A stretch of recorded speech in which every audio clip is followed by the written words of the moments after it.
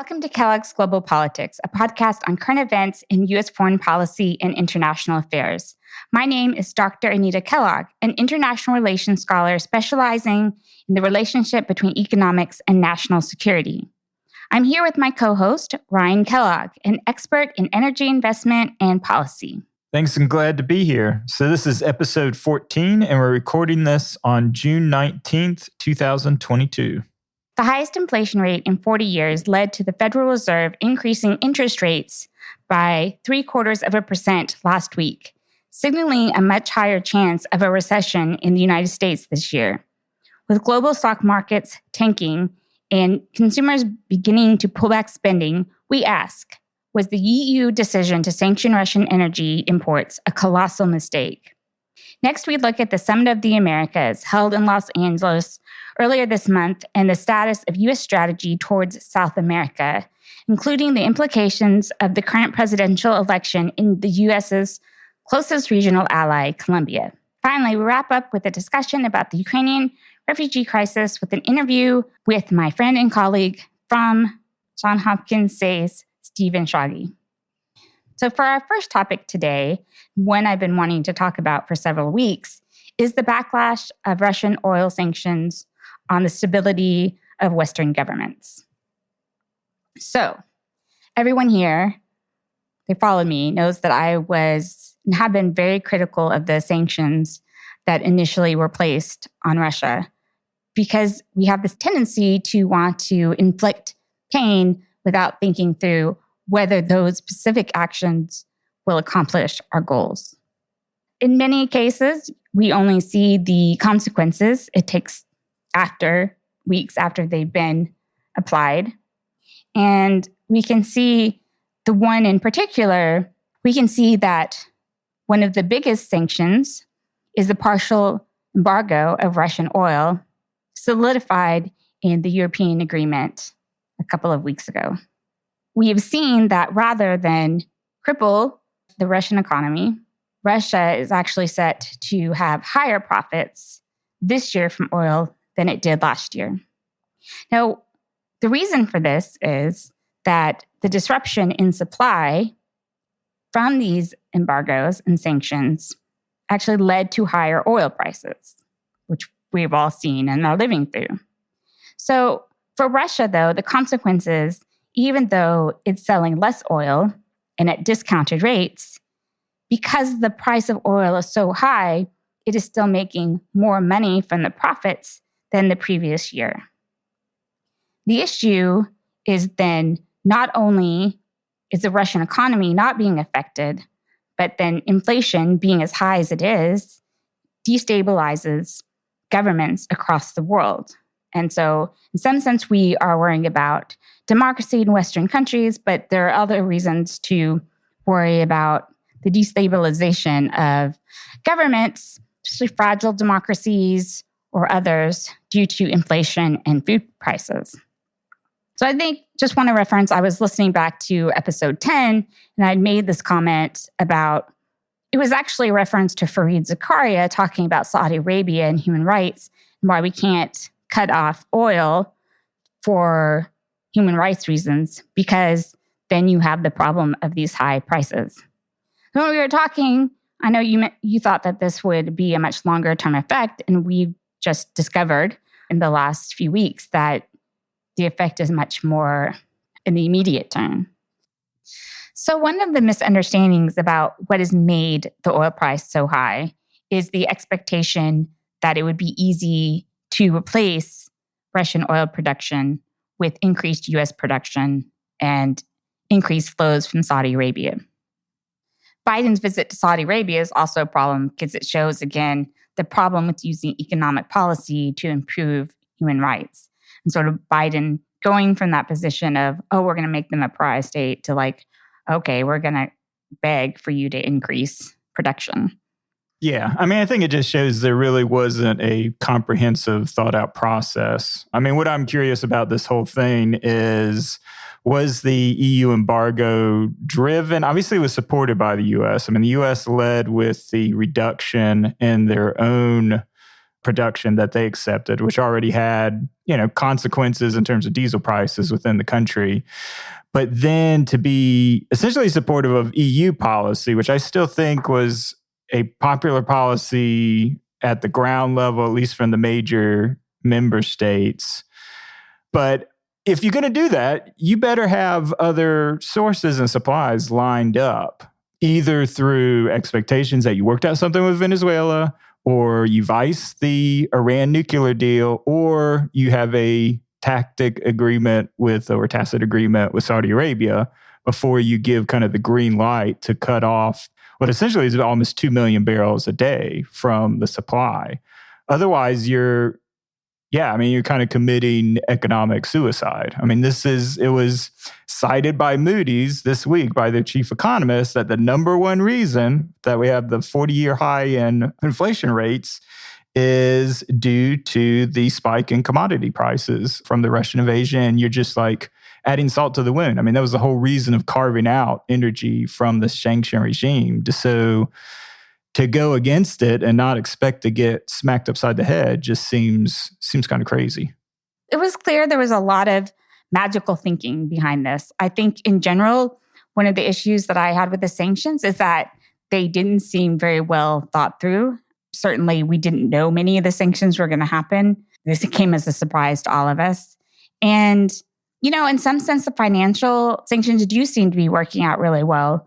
But there was this magical thinking that we could put on sanctions now on Russian oil and worry about increasing the supply later without having a real time frame for it, which is really hugely problematic. And you don't want your world leaders acting in such a way. But I mean, there probably was pressure. There was a lot of pressure on Biden in the beginning to stop importing from Russia. Yeah, and I think that's fine if that was the only action taken. If it was just the U.S., but Europe has like such consequential supply of oil. So shutting that out of the system negatively impacts everybody. So yeah, that's what's bewildering is not to have, and I get maybe you're not communicating that, although that's bad because markets immediately, it's not like they're going to wait for the future for the supply. They're going to immediately take that and reflect that in price, and that's going to be reflected in what consumers pay immediately in terms of price movements. But to not have worked out something in advance with the other oil-producing regions to make up for that supply just seems really negligent. Yeah, I'm really confused by it too, especially because they took out the time to negotiate with countries like Hungary, which were like, we still need Russian oil, so we'll carve out the exception for oil delivered by pipelines. But in all that time of negotiating, they did not come up with a plan to, increase production from other places.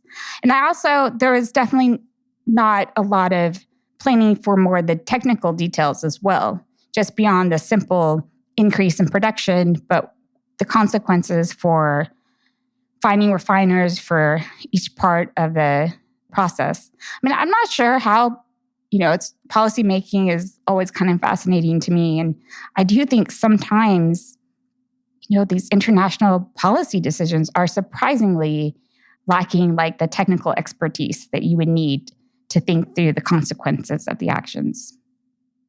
Yeah. And again, not knowing the detail of like the individual EU bodies. My assumption, certainly that expertise exists within places like the Department of Energy, within the IEA to make those sort of decisions. So, yeah, I don't think there's any excuse to miss out on those technical details.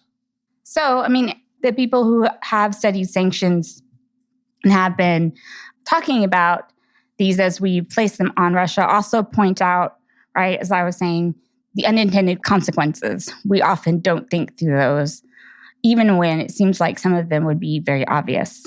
But I think what people don't understand that you can really help elucidate is why it's not so simple to just increase production and why this isn't just American oil companies trying to make profits off the pain of the American consumer.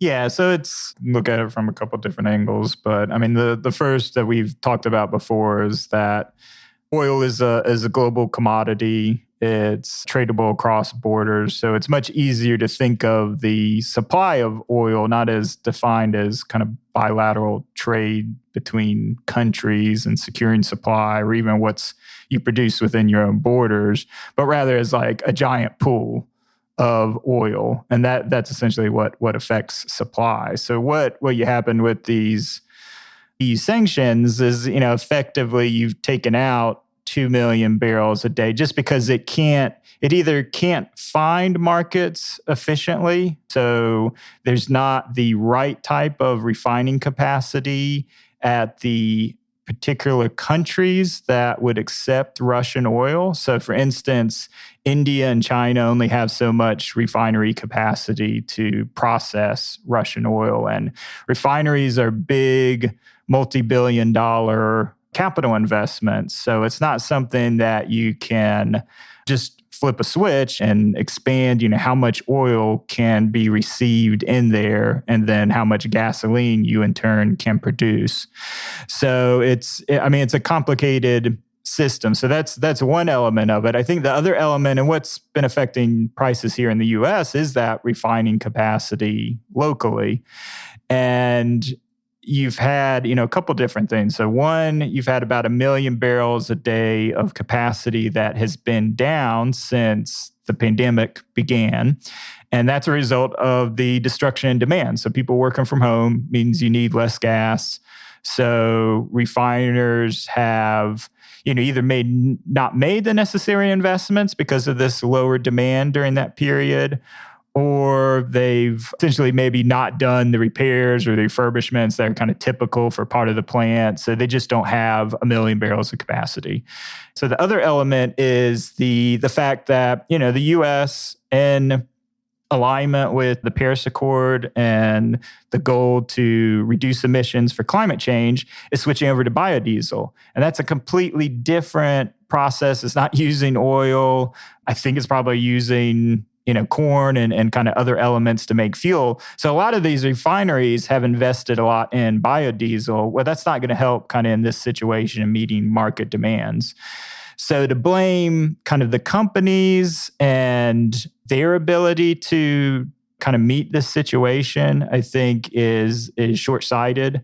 The focus right now, and what the Biden administration kind of came out last week, was focusing strictly on the refiners, that they're on purpose, they're holding back on their capacity to produce gasoline, and they have record high profit margins. So that but there's these real material shortcomings from both the pandemic and from environmental policy that have kind of created the situation. I think what's surprising to me, although you having your job in the oil industry may have just given me a different perspective, not to say that I've always agreed with the stance of the oil industry, but in this particular sense, like you have a temporary increase in demand because you're betting on the fact that once the war is over, Russia restarts its production to the same levels. Yeah, temporary restriction in supply. Right. Yeah. I guess that is what I meant. Yep. So from the investor's viewpoint, right? I mean, you're investing money where you expect a certain length of return. Yeah, that's right. Yeah. I mean, especially with, any investment in a refinery is going to need a long-term payout. So it may take 10 years, a whole decade to pay out that capital investment. So if you're not having a long-term expectation and demand or the available supply to process, then you're not going to make that investment. Yeah. Yeah. So how can we be asking investors to invest in ramping up their sort of capacity right now in sort of a long-term process where they know they will lose money later on when there is less demand or more supply? Yeah, no, you can't in a free market system. I mean, for the government to make this sort of strategic or national security decisions, they have to provide an incentive or a subsidy in order to have that happen. I mean, one is also just the engineering part of it is way too long term to make any sort of impact today. But even then, yeah, you have to have some sort of incentive. Right. So, I mean, the problem is like not thinking through any of these technical difficulties. and just sort of blaming the companies. And like I said, from my own perspective, there's a lot of things oil companies do that I do not agree with. But in this sense... What? This is outrageous. But in this sense, when you just think through, it's not just like the CEO of Exxon. You have people who invest in these equipment, outside investors, investment fund managers, who have to see a return on their money. And oil is notoriously a commodity with significant ups and downs. And so you have to be taking a long-term perspective. So as dire as the need is, it's not easy for having a short-term fix by, temporarily having the ability to increase supply. Yeah, so it's strictly like some of the other issues we'll talk about is driven by domestic politics. It's never unpopular to target big companies, and especially the oil companies, because I think, in general, people blame it. They see, they're filling up, it costs $100. Of course, they're going to blame the oil company for... Well, it depends. This is typical, even old school partisanship, right? Where you have the Democrats blaming corporate greed, and you have the Republicans blaming any sort of regulations. Regulatory oversight, yeah. Which is 100% what you see. Again, some of the technical details that I think were just not really captured is that you're having to shift your whole supply, right? So basically, you have India taking up the slack for a lot of the Russian oil. So I'm going to just say, but then you have these refineries that are used to one grade of crude, right? And so if you're trying to find equivalent, then you're looking for a new source, and that creates needing to have a new supply chain to it. And that in itself creates disruption. You're basically taking this very complicated supply system between kind of oil being shipped in pipelines and in big tankers from oil-producing regions and the Middle East and Southeast Asia and the United States to where they're consumed. And one, just that disconnect of having to shift to get the right crude in the right place to the right refinery is a very complicated process. So that alone is going to take months to sort out. And then the other thing that's the reason the Russian supply is going down is there's a lack of investment. So they're not able to maintain their current production at the rates that they did before. And that has to do with kind of some of the technology. So the fact that the oil field services companies have kind of pulled out and don't support the production. So you're taking supply off through kind of that means as well. One of the things I want to emphasize, though, is it's not that the supply is down as much as people think. So the average output now of Russia, or over this period of time, has been less than 1 million barrels a day, 800,000 barrels a day, which is much less than the 1 or 2 million that's often quoted. Well, that's because I think that's at the end of the year. So once the EU sanctions are fully in place for 90% of oil, the total impact is expected to be about 1.8 million total. Well, and then prices will just increase astronomically. Yeah, I think we should expect prices to go up to $150 a barrel by the end of the year. So one of the problems is that demand continues to increase, right? It's not just even filling in the whole supply from Russia, but that you also have just this increasing demand as COVID restrictions are lifting. And even with the high price, Americans are still determined to buy that airplane ticket for vacation or drive for that vacation. And just in general, you're going to see, I think, continue to see an increased demand for oil, not just in the United States, Western countries, but also getting, plants back open, running fully in China and other Southeast Asian countries that do a lot of production.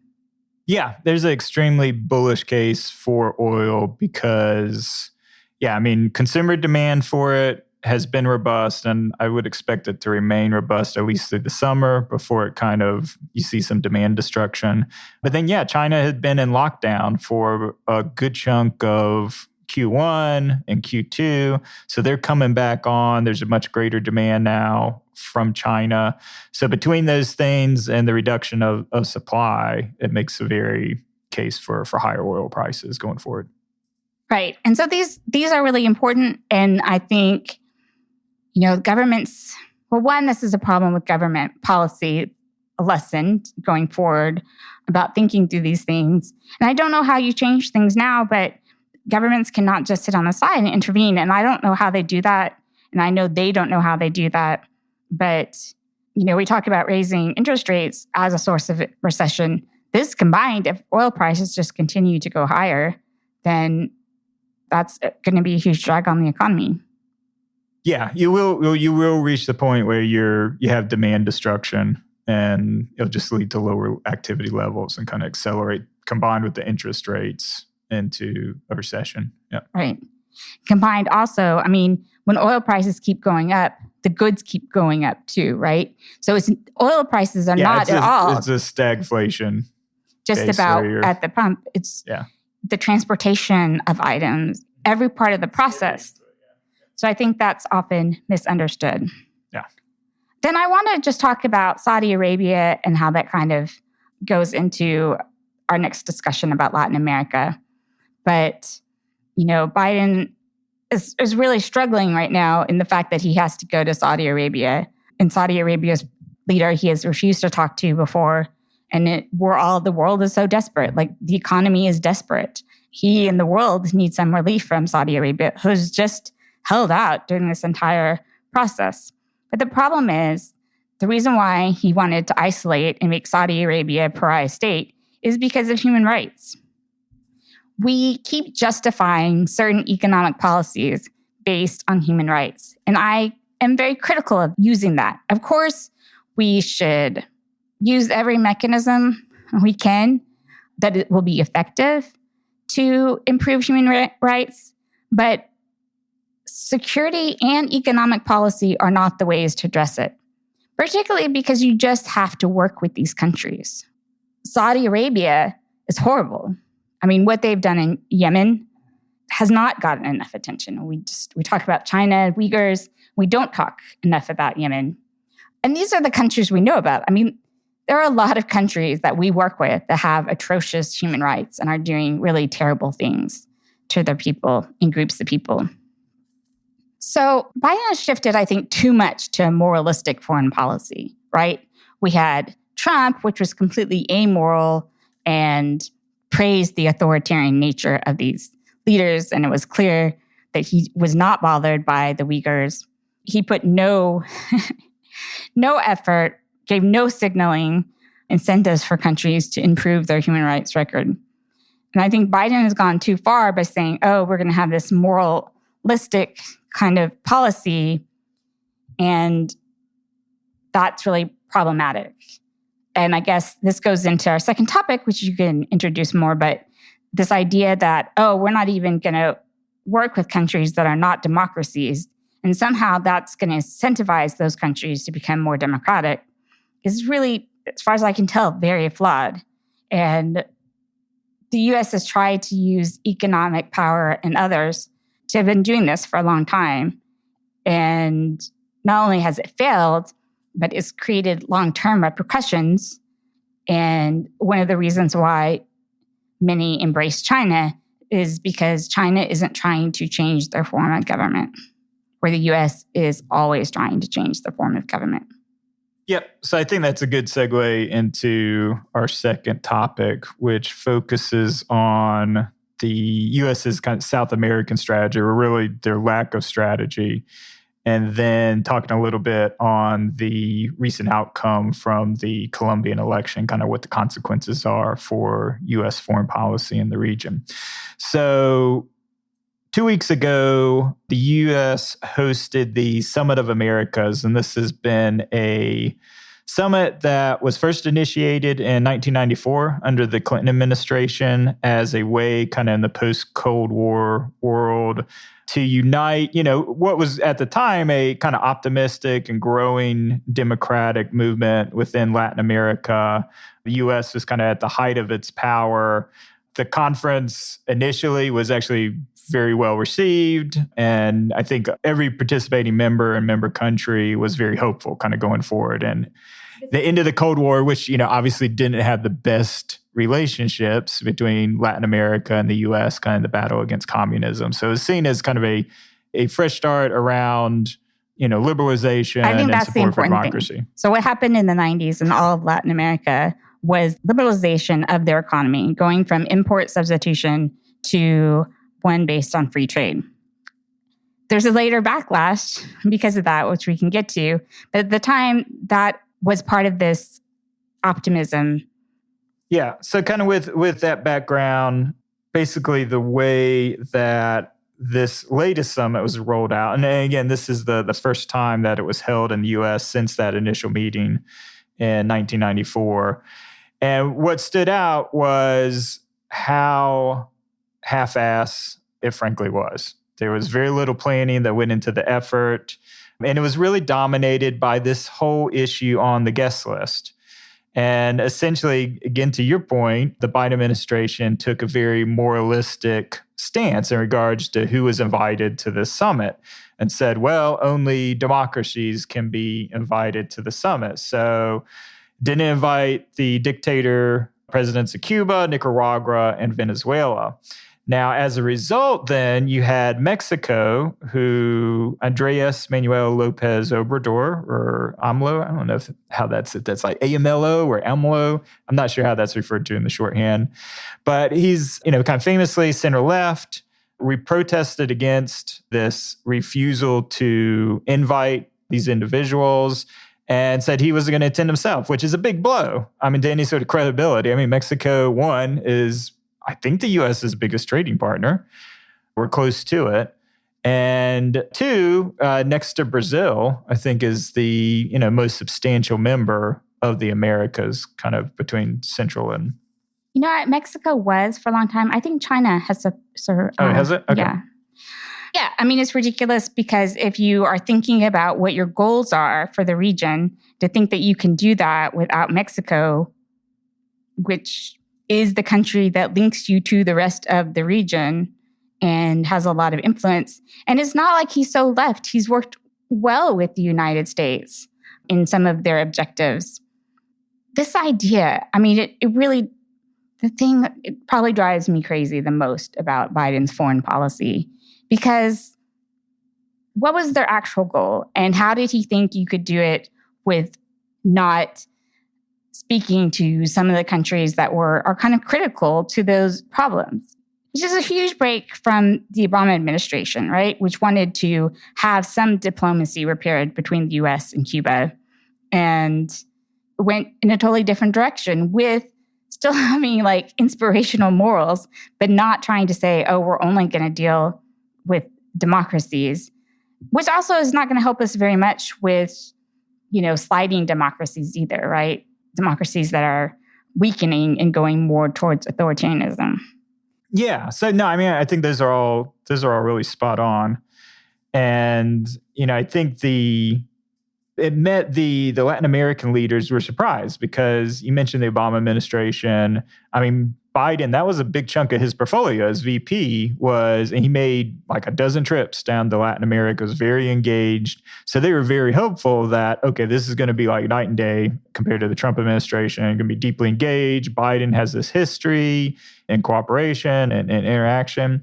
So it was a real shock that it was so poorly prepared. And again, somewhat similar, but I'd say worse than what we saw with the trip to Asia, is they came in with proposals that hadn't been prepared months in advance as they typically would, and workshopped and negotiated and get buy-in from the other nations. They just kind of sprung it on, very vague kind of platitudes, nothing concrete. And, the only economic aspect is just essentially a framework that doesn't offer incentives regarding market access and is just totally unconcrete. So everybody was very unimpressed with how little the administration came to the table with and how unprepared they were, which is really disappointing. I remember when we had conversations like at the beginning of the administration on, hey, the adults are back. These are the professionals. Too much of Biden's foreign policy. I mean, I think the foreign policy for the most part, I mean, Biden's not the only one to get the oil sanctions wrong, but has been pretty good. I don't think you can find a lot of faults, at least right now, with it. But that's the only. I mean, so much of his foreign policy is still Trump-like. Our attitudes towards China, completely Trump-like. Our half-baked efforts in Latin America. Good way to clean it up. I know. Right. I was like, it's like, what word can I use here?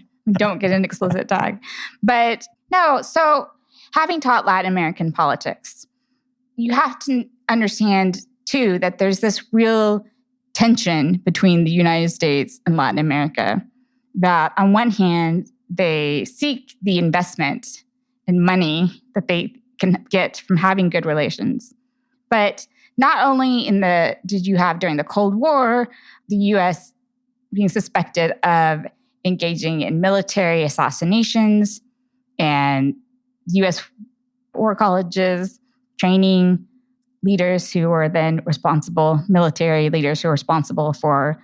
Are you talking like the School of Americas? That is exactly what I'm trying. And that actually hasn't gone away, but it was known very particularly during that time in, I believe, the 60s and 70s.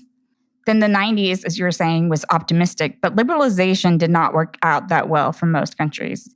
It ended up imposing a lot of pain, which was furthered by many of these got loans with the IMF because, as I said, they were deeply indebted. The IMF made them impose very strict fiscal policies, which hurt the citizens greatly. And that's why you saw like a return in many of these countries to the left.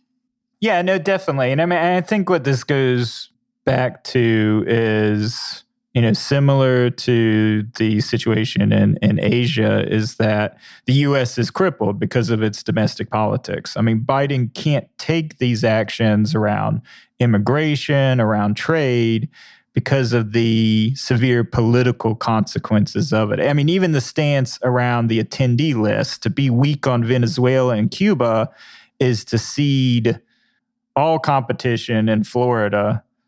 And which they probably should do anyway.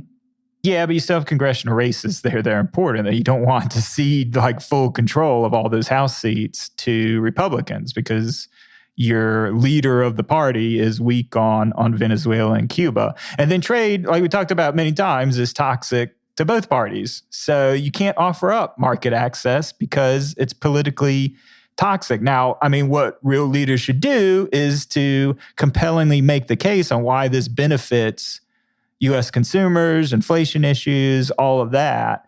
But nobody, there one is a complete lack of political courage with the majority of leaders on both sides. So nobody's going to make that case. So it's because of the domestic dysfunction that we can't get these things done. So yeah, I mean, it comes back to, in many ways, because of the oil sanctions, Biden is sacrificing the party to support the war in Ukraine as it is. It's, sacrificing their short-term political prospects to support democracy. So today, on the 19th, was Colombia's presidential election. This was the second round.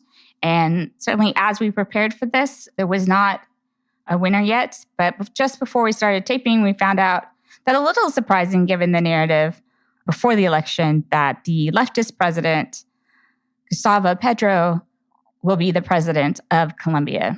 And so this is a very historic shift because while other Latin American countries, almost all of them, have at some point a leftist president, this is the first time Colombia has ever elected a leftist.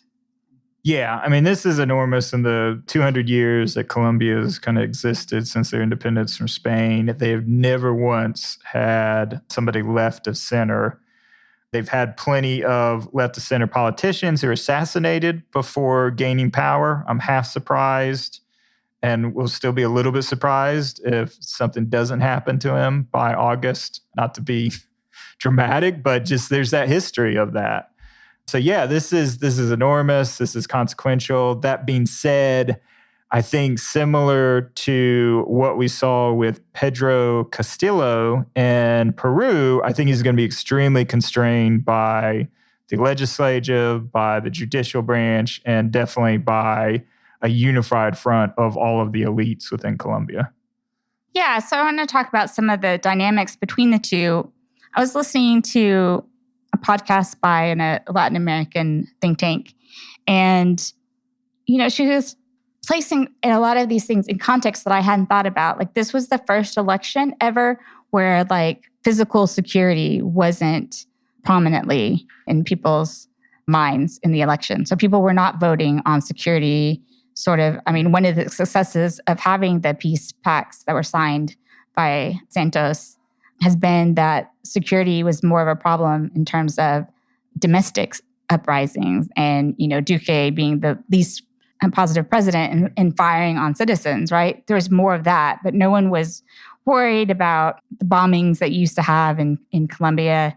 And so this may be one of the reasons why you had such a very unique election, because the traditional parties who would have offered that, people weren't putting that as their number one concern. Instead, the number one concerns for people were the economy and inequality.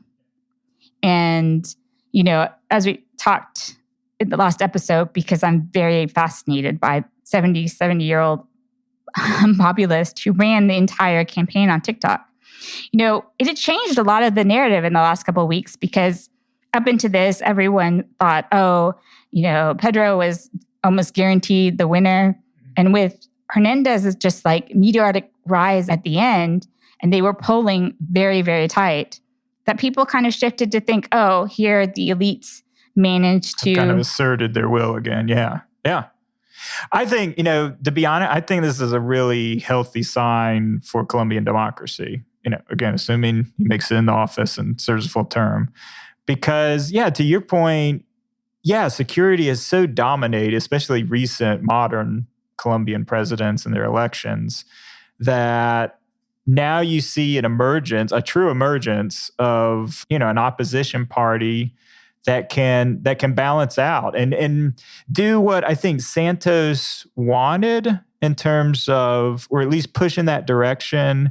If you want to grow, continue growing, continue moving up, escaping the middle income trap, part of that is reforming, the social welfare system, providing more for people, making sure, again, reducing that inequality. Because Santos was able to do that with a very effective focus on increasing economic ties with other countries and stimulating investment into Colombia. And I don't know that Pedro can be that effective.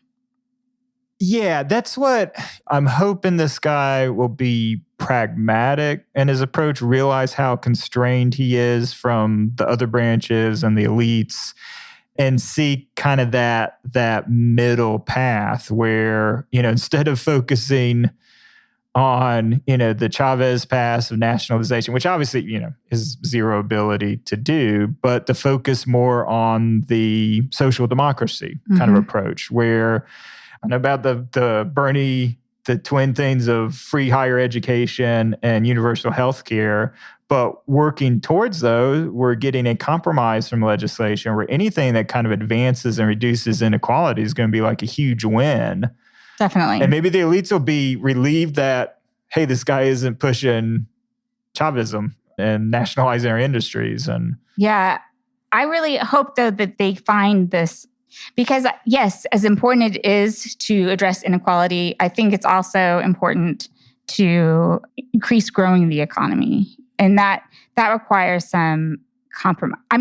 I think the biggest thing Colombia needs is foreign investment. And that's one of the things that completely left the U.S., in so many ways, de-invested from the pandemic, and China keeps investing. But for their economic growth, and also to have this better social safety net, is that they need investment. During the pandemic, the size of their middle class shrunk by like 20%. Like, it's a huge decrease in their middle class. So that needs to be stimulated.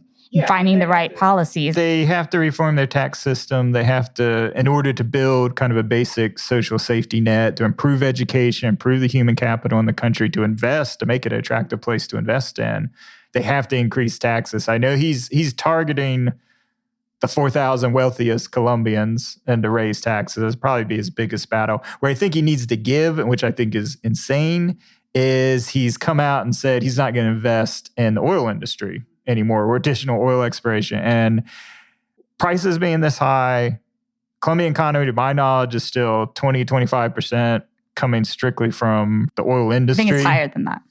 Yeah, that's insane. You got to use that cash and invest it back in your country now. So hopefully he'll back off of that because that's not good. I agree with you completely, 100%. So he makes this compelling case, though, that they need to diversify their economy, which is true. Colombia does, because when oil broke, when it's so low, as we talk about all these oil companies going out of business, that meant Colombia had zero money too, right? And so all these oil-dependent states, it's very bad to be dependent on oil because of the fluctuation. And in Colombia, it's interesting because in the 70s, they were an oil importer. So their dependence on oil is more recent. And that actually has been good for the stability of Colombia because they've avoided Venezuela's fate in that their economy always saw these big shifts based on the oil price. But now they are being affected by that, and they do need more diversity. One of the struggles with creating that diversity is creating a mass market for consumer goods. So they were, with Venezuela, when there was a lot of economic interdependence between those two countries, what they did beginning in the 90s is that they could use this 1,000-mile, they could use basically a cost-free border and supply chain where Colombia had a huge number of exports in car manufacturing parts. And this went into car manufacturing in Venezuela. And the thing about when that interdependence was broken by Chavez, that industry never recovered. And that's where you see Colombia's oil dependency go much higher. So there does need to be some long-term planning, some way to say, yes, we need to get the short term out of this, but we need to think about how we can invest this because they do need a more diversified economy. Yeah, I mean, I think you pour that money into infrastructure because that's the biggest thing that Colombia has lacked because it's a mountainous region, it's difficult terrain. So having, good road and rail systems to connect kind of the key cities, to connect to the ports, and then, building kind of a light manufacturing center. I think pushing tourism and building that industry up to attract Americans, to attract Europeans.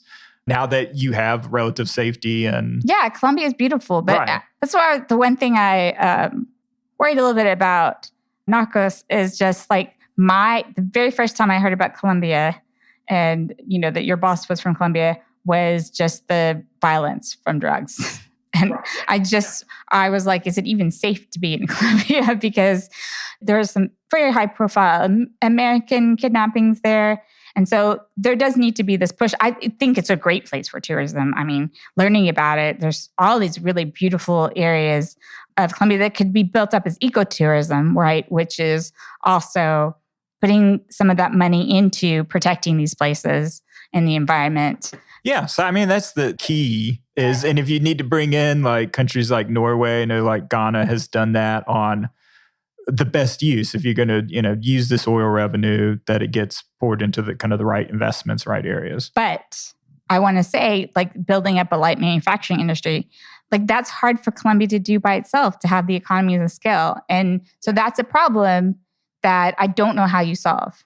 Yeah, I don't know. I mean, I know at minimum, you need to have the infrastructure, the roads and access to the ports. Hey, that's where the U.S. and I mean, it's in the interest of South American countries to have that Chinese investment, for them to kind of come in and, a Chinese company that makes refrigerators or whatever wants to, it's cheaper where they have incentive to set up a factory in South America, make Colombia that attractive place.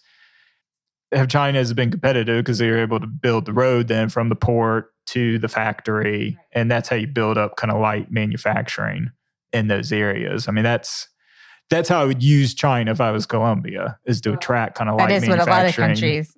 Yeah. Because they will build that. And Colombia has historically, you're right. I mean, studying Colombia history is what is thought historically of Colombia has been these really disconnected regions. And so we're most often in history just talking about the Bogota area because there's always so hard to get, there's always been so many natural barriers.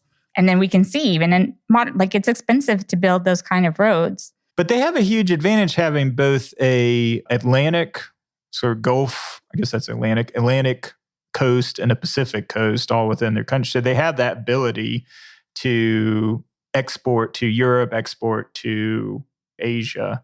So they do have a lot of advantages for that respect to build something kind of export, but to build the manufacturing. I'm saying, like they needed Venezuela, they needed the population to create the mass economies. And it was the reason why that worked out is because there was not as much friction across the border. Yeah, with that, I think that's the other interesting area where he'll have a lot of leeway is that relationship with Venezuela, because he's already signaled that he wants a completely different policy. Both of them did. That was also interesting. But I think here you're going to get, because he's never like disowned Chavism either, which he got criticized for.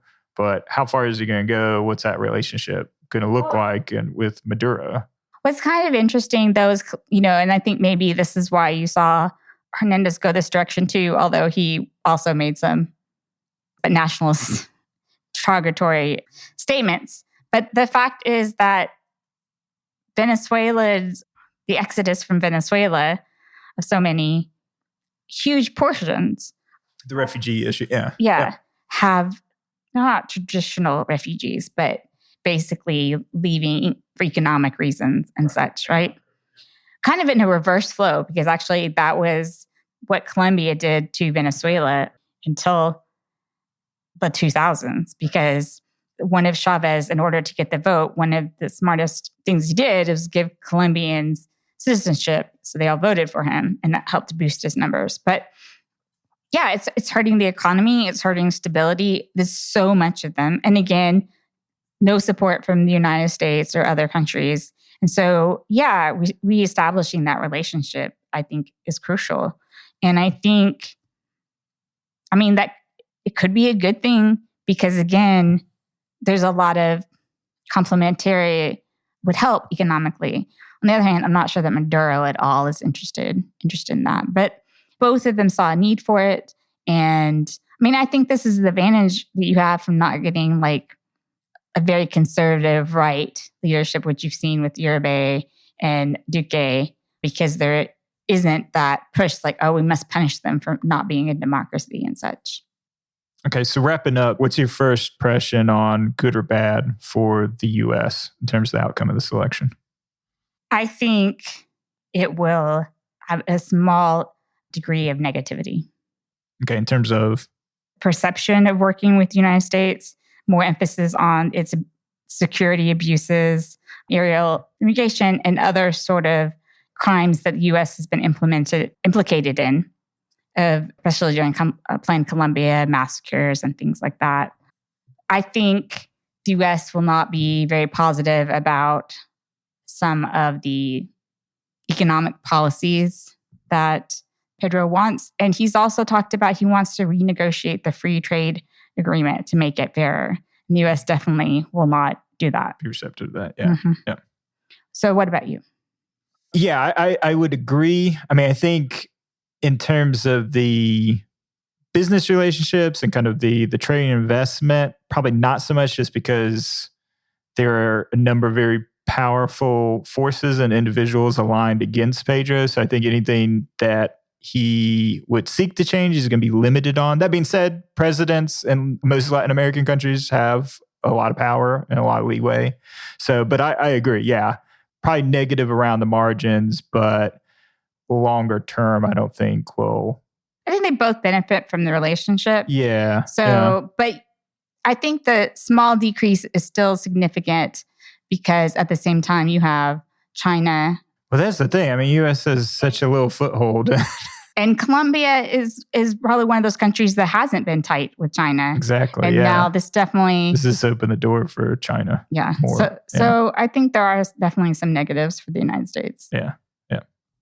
All right. Moving on, we will try to just sort of a brief introduction of an interview that I had with my colleague, fellow Steve Schrage. And so, as I mentioned in the interview too, As soon as the war broke out, the next thing I knew, Stephen was there on the ground working with refugees. And speaking with him has opened my eyes to a lot of the problems when you have so many refugees at one time fleeing the country, which is sort of forced displacement that we haven't seen since World War II. So I hope you enjoy this interview and gives you some broader perspective on the refugee situation. Hello, I'm here with my friend and colleague, Stephen Schrage. He is the other Brzezinski postdoctoral fellow at the Foreign Policy Institute at Johns Hopkins University, SACE. We are recording this on June 15th, 2022. So to start off with, Stephen, can you briefly describe your background? Yeah, it's kind of wide-ranging. Before I went and did the PhD, I had started another PhD at Harvard and then jumped into a bunch of campaign, presidential, White House roles. I worked at the State Department. I was a Deputy Assistant Secretary and then head of the GH Crime and Terrorism Group after 9/11. Have mostly researched, in addition to several Hill and Senate and other positions and presidential campaign positions.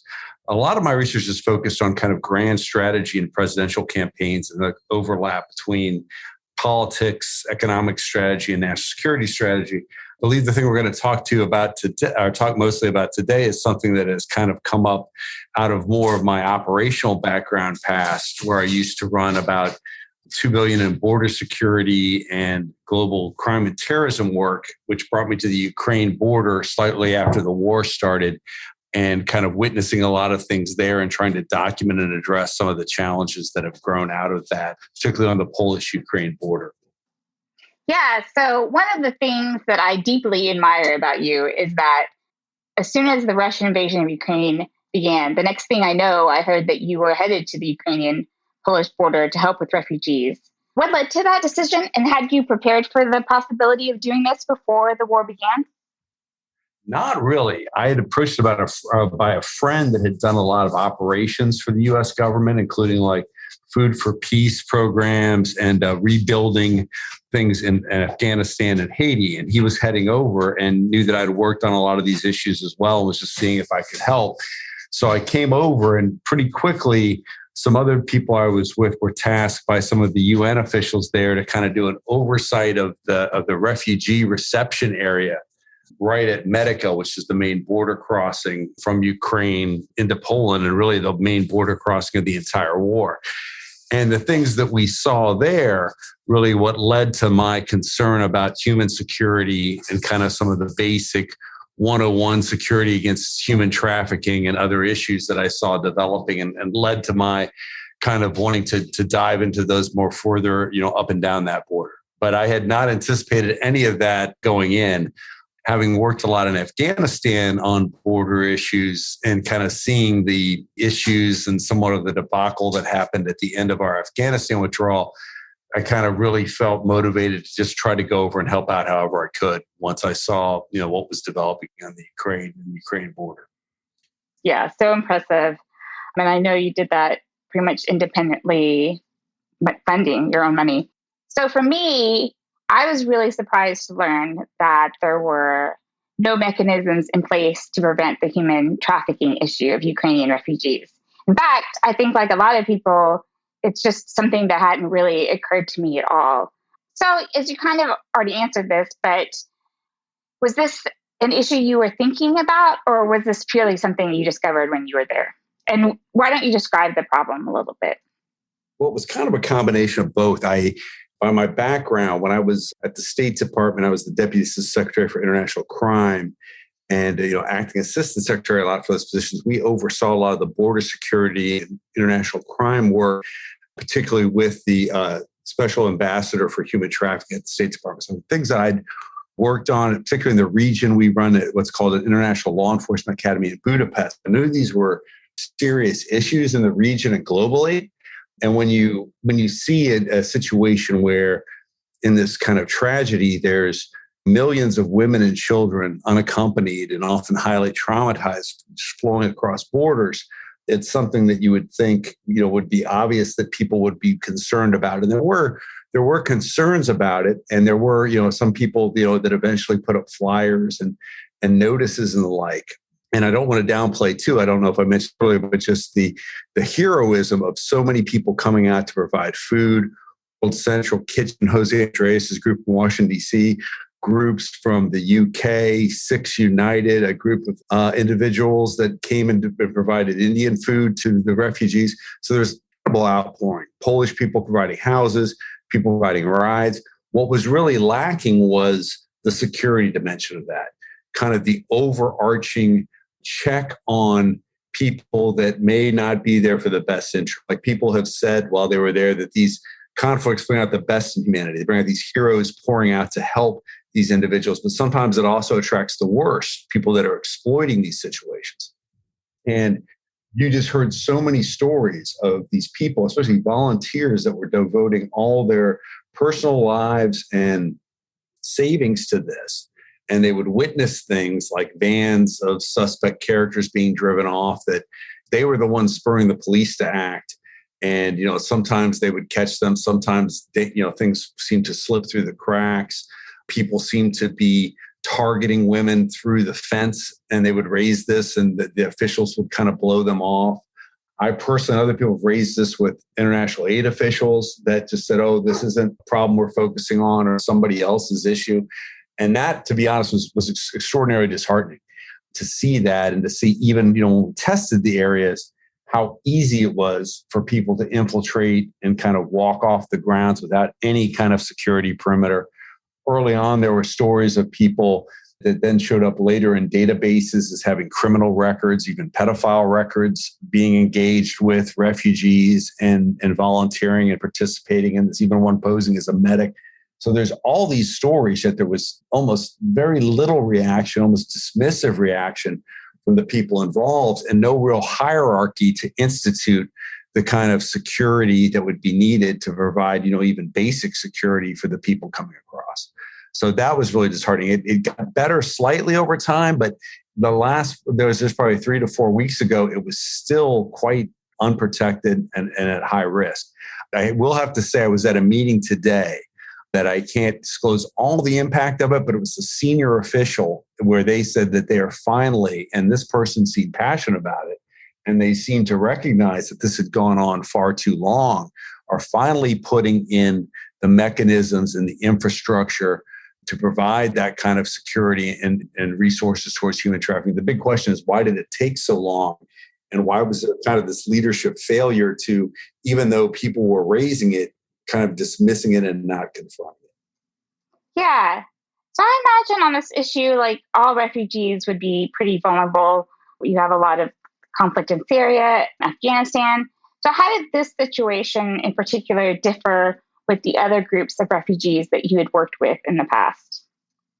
The situation, in some ways, you would think that it was easier because they're coming into an EU nation, that's fairly well developed. I mean, if you go to some of the border towns, maybe an hour outside of the border, it's supposed to called Schrage, which has a mall that looks like, any mall outside of DC or new urban area. It's very well developed.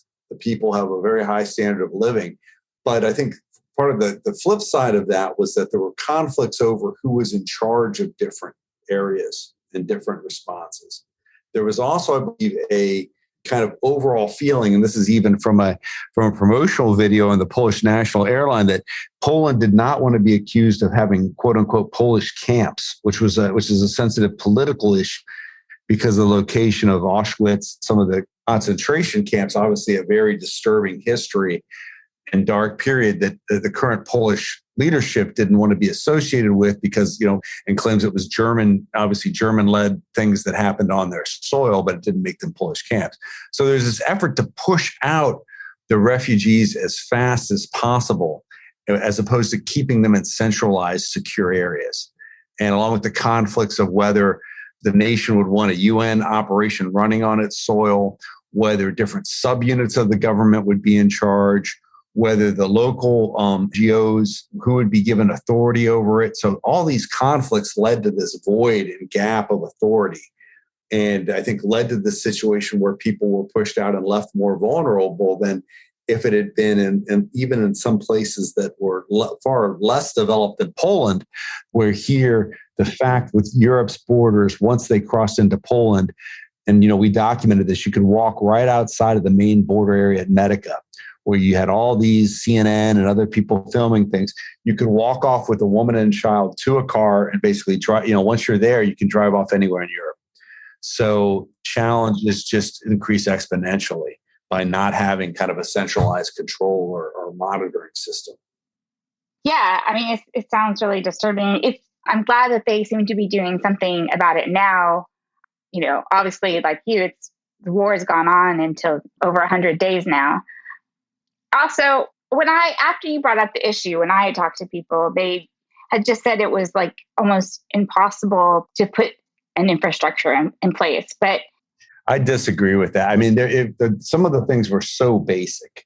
Like, for example, at Medica, there's an area where all these NGOs, World Central Kitchen operate. And from day one, the people that were there, the NGOs themselves said, we need a system to credential people so that they can have, so that we know what their background is and test them so that they're working here. There's not people that have pedophiles or child trafficking records. The government wouldn't let them do it. They wouldn't even let them put a secure fence around for a secure entry.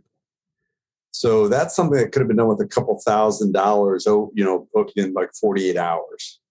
So they were trying to impose it themselves. And these were things that, again, from my old INL experience, they're pretty basic.